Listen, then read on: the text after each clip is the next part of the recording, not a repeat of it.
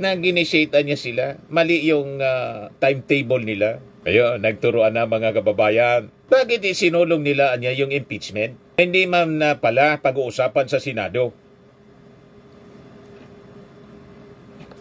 Miscalculation po, madaling sabi. So itong statement na to, pagpa-interview ni Toby Chanco, manifestation ito mga kababayan na may nangyayari pong hindi ka nais-nais within the, administration alliance. And ito po ay talagang, pag hindi ito, ako ang advice ko dito sa mga nasa alyansa, pag-usapan ninyo ng mabuti. Kasi sa totoo lang, sigurado itong i-exploit ng kampo ng mga Duterte. And this statement, mga kababayan ni Toby Chanco, tulad ng kanyang statement na self-inflicted niya yung nangyari. Na ulit, self-inflicted din ito na statement pagpa-interview ni Toby Chanco, nagpalala.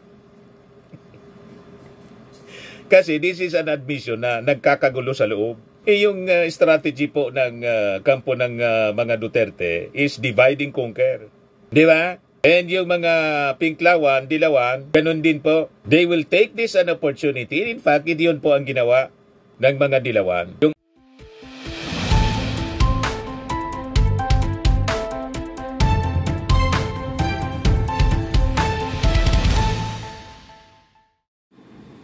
I think mga kababayan, may nangyayaring kakaiba sa administrasyon ng ating Pangulong Bongbong Marcos. Ito ibibigay ko lang sa inyong kwento. Kasi nagsalita na po, nagpa-interview si Toby Chanco, yung campaign manager ng Alyansa para sa Bagong Pilipinas. Ito po, sabi dito, Chanco blames Sara impeachment for dismal Alyansa poll numbers. Ang ibig sabihin mga kababayan, madaling sabi, yung chances na manalo ng mga kandidato ng alyansa naapektuhan dahil sa issue ng impeachment laban kay Sara Duterte kasi nagalit daw yung Mindanao. Yan ang sabi rito. Diyan na niya Mr. Maravillas ang masasabi po dyan. Hintay muna tayo po ng mga developments ng balita kasi itong statement mga kababayan ni Toby Chanco, after na lumabas yung balita, yung discussion natin kahapon, tungkol sa possibility na baka magkaroon ng leadership change sa Congress. At isa ito si Toby Chanco sa lumitaw na pangalan na baka maging susunod na Speaker of the House. So with that story, naunang lumabas sa Politico News, sabi ko nga baka mga intriga man lang. Tingin ko po may nabubuong lamat kasi nagsalita si Toby Chanco. Yan kasi siyempre siya yung mabiblame. Siya yung tumayo na campaign manager ng Alyansa ng Bagong Pilipinas. Sabi dito, Chanco blames Sara impeachment for dismal Alyansa poll numbers. Yan sabi dito, the campaign manager of the administration-backed Alyansa para sa Bagong Pilipinas yesterday blamed the initiators of the impeachment complaint against Vice President Sara Duterte for the poor showing of the alliance senatorial candidates in Mindanao. Ang sinabi mong initiators, although ang nag-file talaga po yung mga Makabayan Black, pero it was endorsed by the majority ultimately at ng Speaker of the House. So pag sinuy-soy, sabi nga dito sa amin, connecting the dots, pag sinundan mo yung argumento mga kababayan, kwento, naratibo ni Toby Chanco, parang tinutumbok niya yung speaker. Huwag ninyo niya kaming huwag ninyo akong sinisisi kung bakit dismal. Kasi 5 lang mga kababayan yung pumasok sa Alyansa ng Bagong Pilipinas. Siyempre, ang campaign manager si Toby Chanco, siya yung sisisihin. Bakit ano nangyari? Normal yun sa tao. Hanap din siya siyempre ng depensa. At sa tingin niya mga kababayan, ito na nga po, dapat na niyang sisihin kayo, the initiators of the impeachment. Ano tingin ninyo? Nagkakagulo na po? Ayan Nabutas Representative Toby Chanco explained that the sense of Mindanao voters changed after Vice President Sara Duterte was impeached by the House of Representatives and the impeachment was filed in the Senate for trial. Sa interview mga kababayan ng DCWB, sinabi po ni Congressman Chanco, "We know what happened in Mindanao. This all started when the impeachment was filed. Before the election niya, nag-commission kami ng survey noong November saka December, and we have tracked Mindanao. Malinaw anyan yung nakita namin. If in the past, our candidates were getting votes from Mindanao, now no more." Nagalitan niya yung Mindanao kasi yung Mindanao po, karamihan sa Mindanao, Mindanaoans, siyempre proud sila na ang isang Duterte na taga roon sa kanila, tulad ni Digong, tulad ni Sara, ay mag-occupy ng national position. Maging presidente, maging vice-presidente. Parang dito sa amin, until today, mga kababayan ng Bicol po, dilawan pa rin ang karamihan dito. At halimbawa, sabi ng mga dinig natin, si Leni Robredo, mga kababayan, tumakbo. Iso-support pa rin, mga kababayan, ng mga Bicolano. Kasi si Leni Robredo is a pride of the Bicolanos. In like manner, ganun ng mga Ilocano. Proud sila. Kaya nga si Amy Marcos, nanalo pa rin daw doon sa Ilocos. Di ba? Ganun din sa mga Mindanaoans. Proud sila. Hindi na tinitingnan nila kung masama ang ugali. Importante galing sa kanila. Ganun tayo. Yung tinatawag na regional pride. Pride of the region. Pero ako, walang ganong ugali, mga kababayan. Tinitingnan natin talaga sa performance. Qualifications, performance. Yun ang stand natin, mga kababayan, sa pagpipili. Hindi parokyal yung kaisipan natin. Kasi, sabi ko po, mga kababayan, kahit hindi taga Bicol, basta't lahat naman tayo mga Filipino, basta't maganda yung programa para sa kabuuan ng ating bansa, dapat isupport natin. Sino yung makakapagpaunlad sa buong Pilipinas, sa mga mamamayang Filipino, i-support dapat natin. At yun ang ating ginawa. Nakita natin yun sa ating Pangulong Bongbong Marcos. Hindi nangyari sa mga previous administrations. Yung mga kumakandidatong senador dito sa amin, ang dami na rin na naging senador, hindi man po umunlad yung aming lugar. Pero ngayon, sa panahon ng ating Pangulong Bongbong Marcos, yung mga pinakang malalaking projects dito po, nasimulan na. Mga legacy projects, pinakang matataas na mga vertical buildings, yung pabahay ng ating Pangulo doon sa Naga. Tapos yung dito sa amin, pinakang mataas na building na rising, yung hospital po, and kidney center po, expansion ng kidney center. Magkakaroon na rin po dito sa amin. And that is the project of our President. Wala pang ganon, mga kababayan, sa mga previous administrations na mga dilawan na sinuport namin. Walang nakaisip ng ganon. Kaya tama lang na sinuport namin yung ating Pangulo. You see?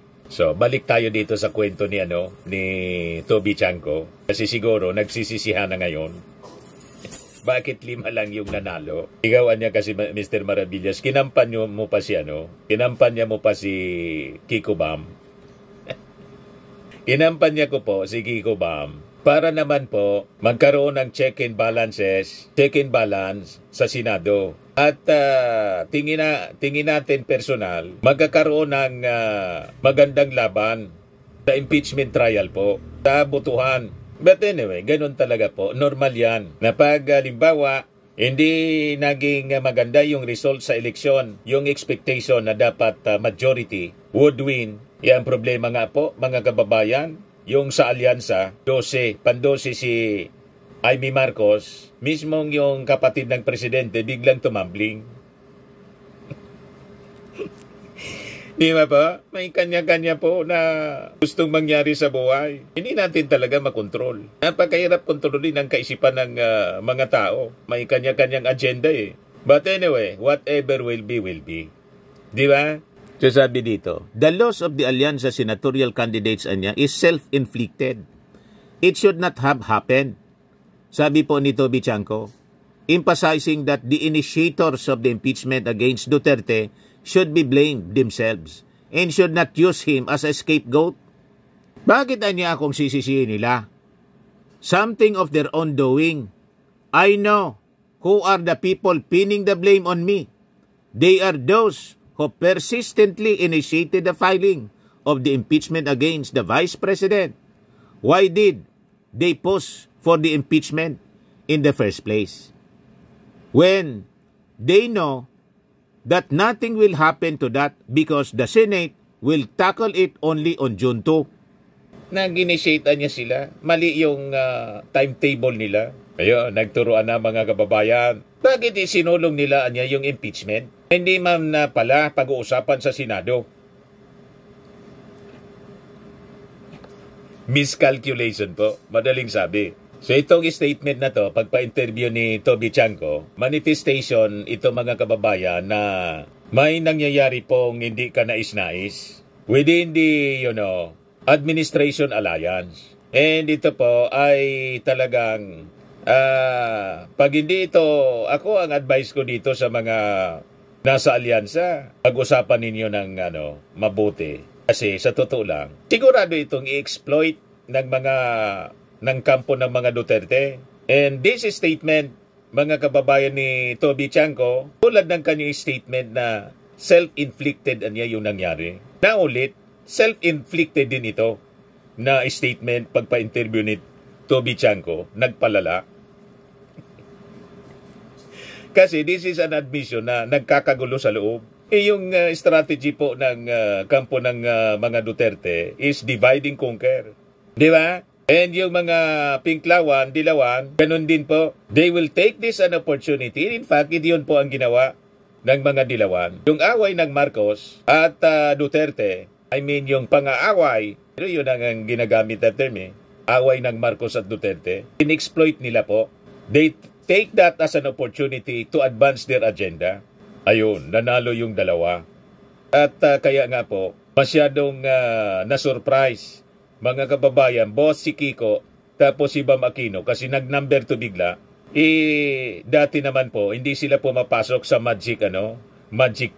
O ngayon, nagyabang na tuloy, mga kababayan si Kiko Pangilinan. Pero sabi ko sa inyo, ang arrogance at pagmamayabang po, binabagsak ang mga mayayabang. Di ba? Ayan o.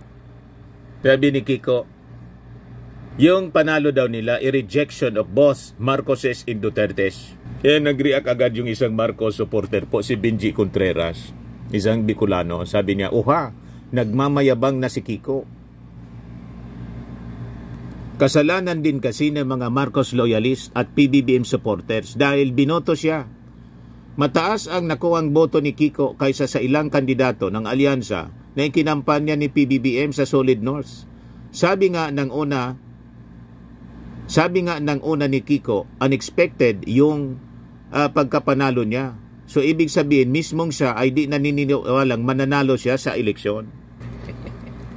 Ako, sinuport ko mga kababayan si Kiko at saka si Bam para talaga makaupo at maging parte ng senator judges na didinig sa kaso ng impeachment. Kaysa naman yung ibang mga members ng alyansa po na sa totoo lang, mga oportunista din at hindi mo maintindihan kung saan yung killing nila.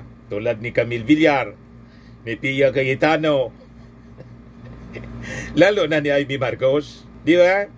Pati mga kababayan si Bong Revilla, nasabi doon sa mga naunang mga balitang lumitaw mga kababayan, na si Benhur Abalos po, nilaglag doon sa Cavite. Ibig sabihin, sila naglaglaga. May kanya-kanya kasing ambisyon. Si Manny Pacquiao, di mo man masabi si Manny Pacquiao na talagang susuporta sa impeachment. Kasi si Manny Pacquiao po, butterfly. Di ba anti-Marcos yan, no? Anti-Marcos. Inaccuse pa nga during the campaign. Di ba tumakbo siya sa pagka-presidente? Tinawag pang magnanakaw yung mga Marcoses. Pagkatapos, naging parte ng alyansa. Si Manny Pacquiao, ang ugali po, kung sino nakaupo, nandun siya nakadikit.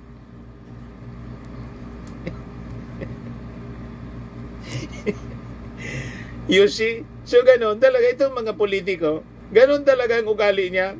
So balikan natin itong sinasabi ni Toby Chanco. He said local officials in Mindanao who are pro-alyansa cannot publicly show up anya because they are also avoiding to lose votes from the pro-Duterte Mindanaoans. Tiangco noted that some of the pro-administration congressmen were also forced to sign the impeachment against Duterte for fear of not getting their budget for their congressional district. May malisya na po, mga kababayan. There is a brewing conflict between Toby Tiangco, a close ally by the President, by the first family, with the leadership, mga kababayan, ng Congress na pinamumunuan ng pinsan ng ating Pangulong Bongbong na si Martin Romualdez. May power play na nagaganap, mga kababayan. Yan ang lumalabas, mga kababayan, sa pagbinasa mo ang mga statements nila. With this statement ni Tiangco, iwan ko kung makatulong ito sa alyansa o lalong mapasama po. Kasi sigurado, this statement gagamitin ito sa propaganda ng kampo ng mga Duterte. Tuwang-tuwa ngayon. In fact, itong post na to, pinost ng isang supporter siguro ng mga Duterte. Tuwang-tuwa po, Minchi Panganiban. Har, har, har, har. You see, ito unsolicited advice po sa mga kaalyado ng ating Pangulo. Po kayo siguro, mag-usap-usap ng maayos. Huwag muna na magpapalabas ng mga kung ano-anong statements na baka imbis makatulong sa ating Pangulong Bongbong sa pagsulong ng mga programa, makadiskaril at lalo ma-embolden yung attempt ng mga Duterte na makabalik sa posisyon at masurvive ni Sara ang impeachment trial. Yan ang unsolicited advice. Tayo, concerned lang tayo bilang isang observer at siyempre sumusuporta sa ating administrasyon, sa ating Pangulong Bongbong Marcos. Sayang naman po, ang mga propaganda po ng mga dilawan saka ng kampo ng mga Duterte after the midterm election, ang sinasabi nila, lame duck president na po ang ating Pangulo with the result of the election. And this statement ni Toby Tiangco, mga kababayan, hindi ito makakatulong. Lalong nagpasama. And we'll just confirm, mga kababayan, those statements and observations, analysis ng mga anti-Marcos forces. Tama po yung ating mga analysis. Tayo naman po nagmamalasakit. Pero kung hindi kayo makinig sa aking mga sinasabi, sino man tayo? I'll just observe and share to you yung ating mga insights at yung kwento. Kasi alangan man lumabas na sa mainstream yung mga balita, nagpa-interview sa mainstream, pagkatapos tayo naman magiging bulag, pipi at bingi lang sa mga kaganapan sa ating paligid. Siyempre tayo, trabaho natin yung magkwento. Hanap buhay natin. Tayo ay isang media man, media practitioner, and now, vlogger po. Madaling sabi, diretsuhin ko na kayo. Huwag kayong mag-away-away. Kasi pag kayo ay nag-away-away dahil sa nakalipas na eleksyon, pa-interview dito, pa-interview doon, magpa-party-party yung kampo ng mga Duterte. Tama? Alam ninyo naman ng strategy ninyo, divide and conquer. So ito, pinalalabas ninyo na nagtatagumpay sila kasi nag-aaway na kayo eh. Di ba? So ngayon, itong pagpa-interview ni Toby Tiangco, parang nagkumpirma lang sa unang mga lumabas na kwento, yung pinag-usapan natin kahapon. Ayaw ko sanang paniwalaan ito. Sabi ko, baka nangiintriga lang. May 15, Politico News. Speakership up for grabs. Benitez, Barba, Tiangco. So, si Toby Tiangco. Na lagi nating nakikitang kausap ng ating Pangulo at ng First Lady. Laging kasama sa picture po every Sunday. Kasi yung asawa yata ni Toby Tiangco, kamag-anak ni Araneta, Romualdez pala. Romualdez din. So magkakamag-anak. Lumitaw mga kababayan nito, mga personalities na to, mga pangalan na sabi, baka pumalit, mga kababayan, kay Speaker Martin Romualdez. Sino sila? Ayan. Benitez, Barba, Tiangco reportedly circling Romualdez throne. A potential power shift is brewing in the House of Representatives following the 2025 midterm elections, with the Speaker of the House, with the speakership of House Speaker Martin Romualdez reportedly up for grabs amid mounting political intrigue and internal unrest. So, itong pagpa-interview ni Toby Tiangco, mga kababayan, lumalabas confirmation sa report ng Politico News na may political intrigue and internal unrest, which is bad, mga kababayan. And definitely, it will be exploited by the Duterte camp at saka ng mga dilawan. Kasi gusto nila talagang magkaati-ati, mag-away-away para mai-advance nila yung kanilang agenda rin. Tama po. Kaya kalma po kayo. Mga kasama, kalma. Huwag masyadong excited. Baka pagdating ng oras, mauwi sa wala yung mga pinaghirapan ng ating Pangulong Bongbong Marcos para maayos yung ating bansa. Sayang.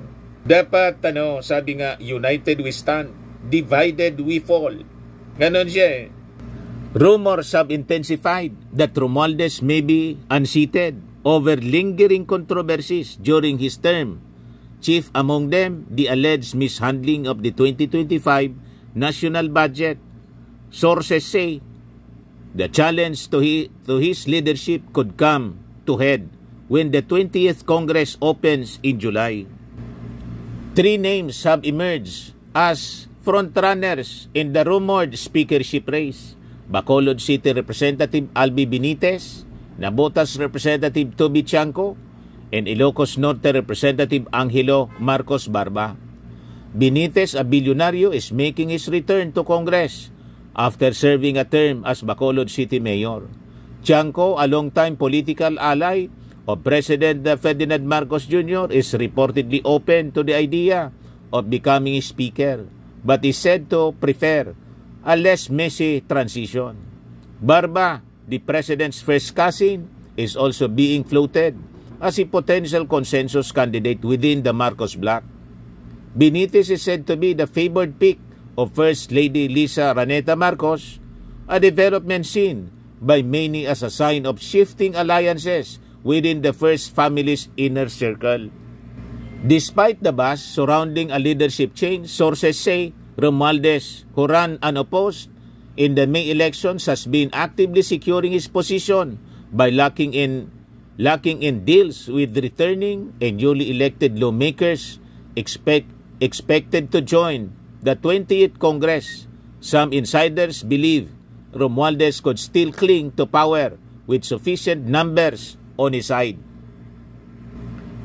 Fueling speculation even further is a separate rumor that Romualdez might be replaced before the current 19th Congress adjourns on June 13. Talk has emerged that Ilocos Norte Representative Sandro Marcos, the President's son and a rising political figure in his own right, may serve as interim speaker in a caretaker capacity until the full speakership battle plays out in July.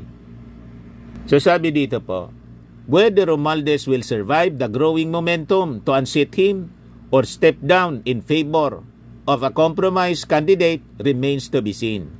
What is certain, however, is that a dramatic House leadership shake-up could be on the horizon, as various factions within the ruling coalition position themselves for greater influence heading into the second half of the Marcos presidency. So that news, mga kababayan, published by Politico News, ayaw ko sanang paniwalaan, baka ikako-intriga lang. Diba? Nag-iingat tayo na magamit ng mga intrigador para po pagwatak-watakin yung mga sumusuporta sa ating Pangulong Bongbong Marcos. But with this news, interview kay Toby Tiangco, mga kababayan, siya na mismo yung nagsasalita, nagtuturuan kung sino dapat sisihin sa dismal performance ng alyansa. Madaling sabi, within the inner circle, ay nagtuturuan na po. This is just a confirmation, mga kababayan, of that previous report. Tama po yung ating mga analysis. Tayo naman po is an outside observer. Hindi man po tayo insider. Tayo naman po, malayo naman tayo. Nandito tayo palagi sa Bicol. Nakikinig lang tayo sa mga kwentuhan. Paminsan po, na-invite naman po sa Palasyo Malacanang at kung saan-saan pang mga gatherings ng mga importanteng tao na nakapaligid sa ating Pangulo. Ayun man lang po, mga kababayan, yung ating papel. May mga nasasagap tayo na mga kwento-kwento, pero ayaw kong pangunahan. Gusto ko sila mismo yung magsalita. Para, sabi ko, hindi tayo makasira. Ayaw nating masayang yung mga efforts ng ating Pangulong Bongbong Marcos na sa pamamagitan po ng mga internal conflicts, imbis makatulong, nakasama pa. Tama po, mga kababayan, tayo'y nagmamalasakit. Ayan man lang po. At itong ating programa, mga kababayan, atin sa inyo nitong ating mga sponsors. Fairmax Firming and Lifting Cream. Pinapay po sa mga pulses in affected area. Mainam po ito sa mga pains at paninigas ng mga kasukasuan. Ito sa mukha naman yung application, anti-aging, Automax po siya. Ito ay Glow 60, mga kababayan. Whitening po siya. Made in South Korea. Ito naman po, Ningxia Red Mix Fruit Drink. Gawa po siya sa goji berry. May anti-cancer properties po siya. At sa mga naghanap po ng malinis and spacious fitness gym, pumunta lang po kayo sa aming Colossal Fitness Gym. May Grab Car Rental din po kami. At bills payment po sa aming office. At saka sa mga mahilig po sa mga imported bags, manood po kayo sa live selling ni Madam Aileen Rosales sa kanyang Aileen Closet po. Pati mga shoes, ito yung kanya po. Ito yung kanyang page. Kita ninyo, napakagandang mga online selling po siya. Si Madam Aileen Rosales. At cellphone number niya po, 773-798-7816. Ito naman po yung bago naming product na binibenta online. Eye Glow Serum, whitening po siya. Tingnan ninyo yung epekto sa aking anak na architect before and now. Yung mga inquiries po ninyo, dumiretso na lang kayo sa kanyang Facebook account, Riz Maravillas.